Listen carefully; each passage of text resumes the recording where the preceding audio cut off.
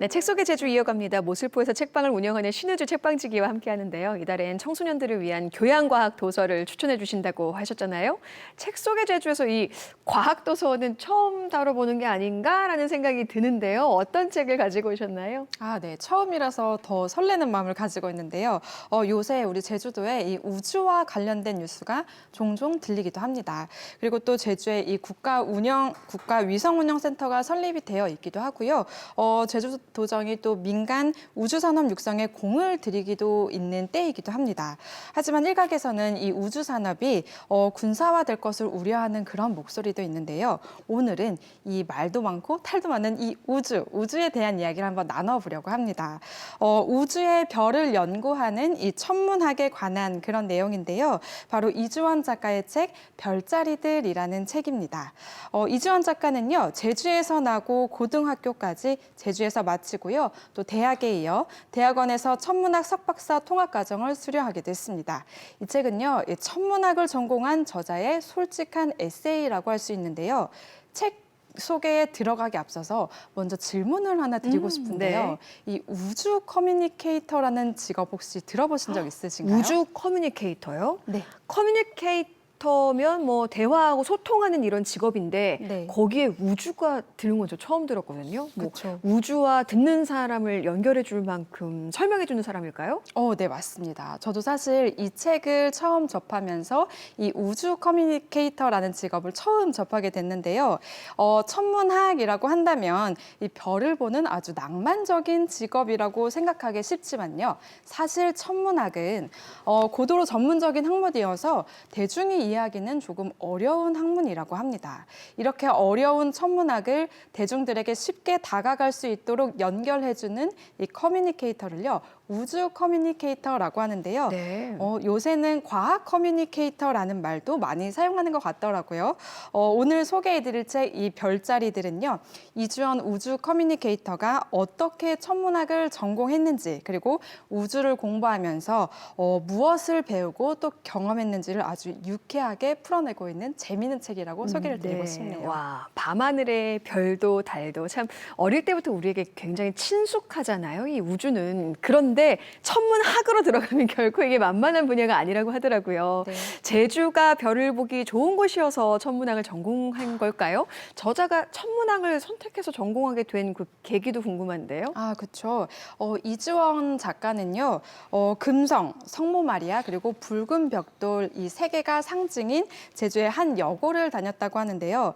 진로를 정해야 할 때 오래도록 정말 질리지 않고 어떤 걸 하면 잘 선택할 수 있을까 많이 고민했다고 합니다. 고민을 하다가 유년 시절에 보았던 이 밤하늘의 별들이 떠올라서 천문학에 진학하기로 결정을 했다고 합니다. 우리는요, 이 천문학이라고 생각을 한다면 별들을 관측하는 걸로 알고 있잖아요. 이주원 작가도 그런 생각이 있었는데 사실 아주 놀라운 것은요, 천문학자는 별을 보지 않는다고 합니다. 어머, 저 처음 알았어요. 그렇죠. 네. 사실 이 천문학은요, 별들 사이의 거리를 계산하고 또 별의 움직임을 파악하는 등 이 컴퓨터 데이터를 보고 분석하는 일을 더 많이 한다고 하는데요. 네. 수학이나 물리학, 전자기학, 역학, 연력학, 양자역학 등등등 사실 이렇게 이름만 들어도 이렇게 좀 어질어질하는 이 학문들을 기본적으로 익히는 학문이기도 하고요.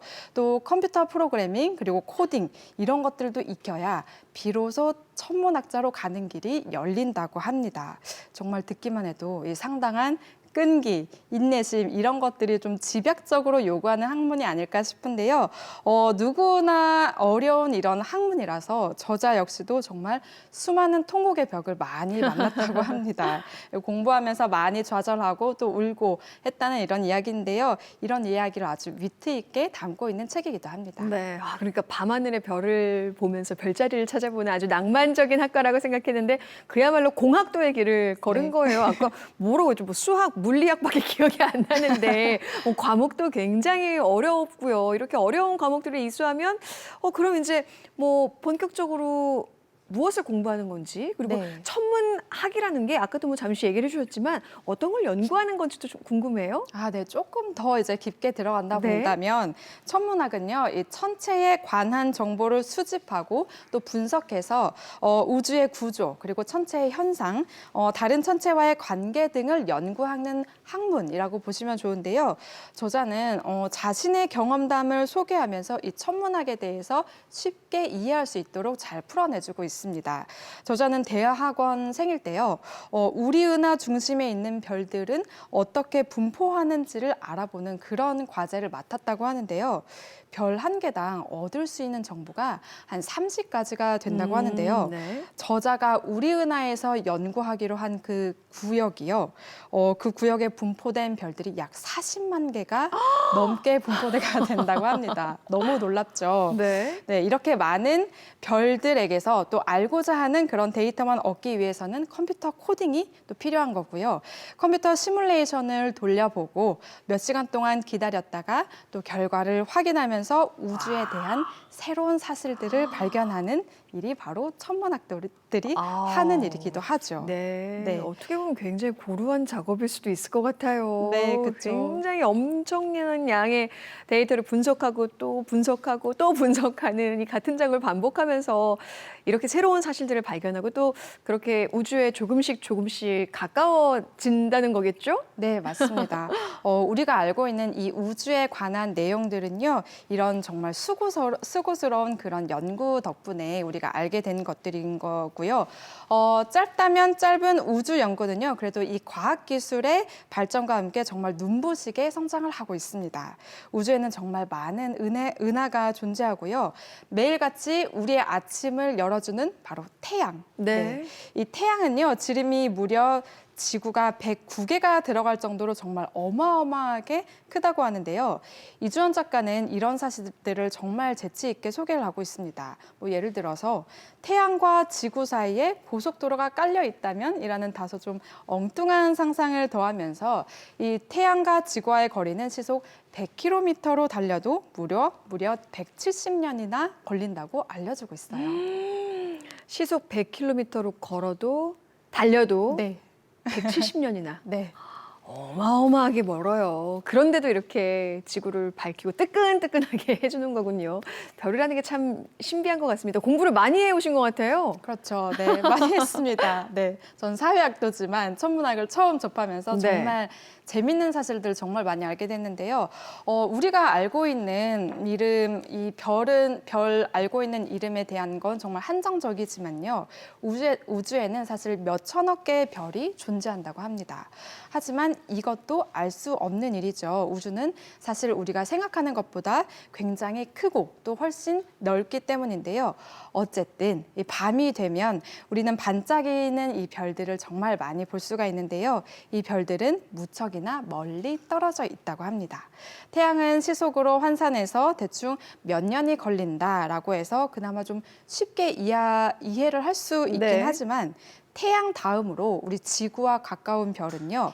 프록시마 센타우리라고 하는 별인데요. 네. 네, 이 별은요, 무려 4.2 광년이나 떨어져 있다고 합니다. 이 킬로미터와 같은 단위로는 거리를 표현할 길이 없어서 이 빛의 속도로 이동한 거리를 가리키는 광년이라는 단위로 별의 거리를 표현하고 있는데요. 4.2 광년. 감이 좀 안 오지 않나요? 아, 지금 이제부터는 무슨 말 하는지도 머리에서 지금 좀 회로가 좀 멈췄어요. 네. 가늠도 안 되고요. 그렇죠. 사실 그래서 이런 말이 있습니다. 우리가 지금 바라보는 밤하늘은 모두 별의 과거다라는 말이 있는데요.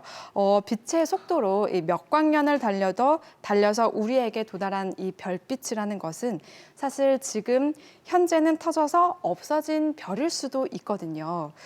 그렇게 따지면 이 과거에 존재하던 이 별들이 우리는 사실 지금 보고 느끼는 그런 네. 아주 아이러니한 그런 광경인데요.